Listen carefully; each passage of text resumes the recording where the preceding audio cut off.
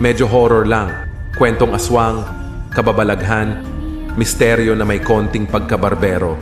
Kung bago ka pa lang dito sa akin channel, baka naman pwede kang mag-subscribe. Kasi kung hindi, ikaw din, makakakita ka ng Mumu mamayang gabi. Huwag mo din kalimutan i-click yung notification bell para updated ka sa mga bagong upload ko.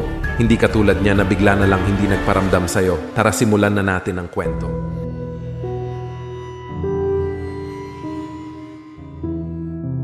The year was 1930. Sa isang silid sa UP, excited ang lahat, kahit maging ang mga proctor. Sa lahat naman ng room siguro eh. Pagpatak ng alas 7 ng umaga, binigay na ng mga proctor ang unang libreta at sa mga examinees habang nagbibigay ng instructions ang head proctor.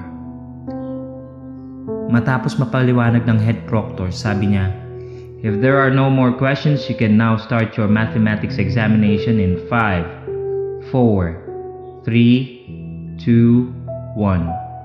At nagsagot na ang mga mag-aaral. Makaraan ng takdang oras, sabay-sabay pinatigil ang mga examinees at pinapasa na ang mga papel nila para makolekta. Now you can start your language proficiency examination in 5, 4, 3, 2, 1. At muling nagsagot ang mga mag-aaral. At pagkaraan uli ng takdang oras, sabay-sabay pinatigil ang mga examinees at pinapasa na ang mga papel nila para makolekta. That wasn't so hard, isn't it?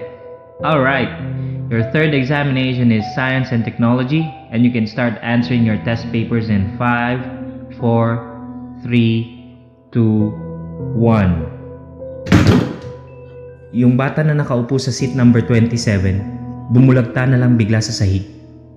Napatigil ang lahat at agarang pinuntahan ng mga proctors ang bata. Wala na itong pulso at hindi na rin ito humihinga. Mabilis siyang isinugod sa ospital, panandaliang natigil ang pagsusulit sa silid. Pero since the show must go on, itinuloy pa din nila ang exams matapos ang ilang minuto. Kakatapos lang ng examinations para sa umagang yun, nang matanggap ng head proctor ang balitang dead on arrival ang bata sa ospital. Inatake daw sa puso. Matapos ang ilang linggo, nakolekta na lahat ng sinagutang test paper ng batch na yon at nagsimula na ang checking. Kalat na kalat ang istorya ng batang namatay sa grupo ng mga checker.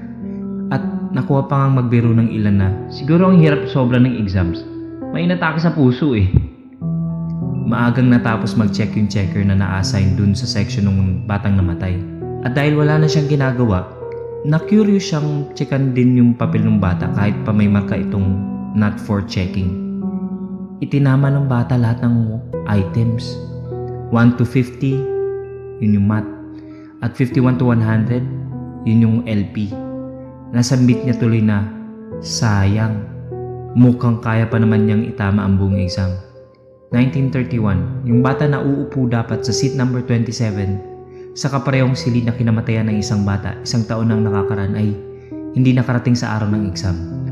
Bakante ang upuan sa taong yun at walang nag-isip ng kahit ano tungkol sa pangyayaring ito. 1932, hindi na naman nakarating ang batang dapat ay uupo sa seat number 27. Coincidence lang siguro, ang sabi ng mga proctor. Bakante na naman ang upuang yon that year. 1933, hindi na naman nakarating ang batang dapat ay seat number 27. May mga nagsasabi na mukhang ayaw daw magpaupo ng bata sa upuan niya kasi hindi niya natapos ang exam niya noon. For the third straight year, bakante ang seat number 27.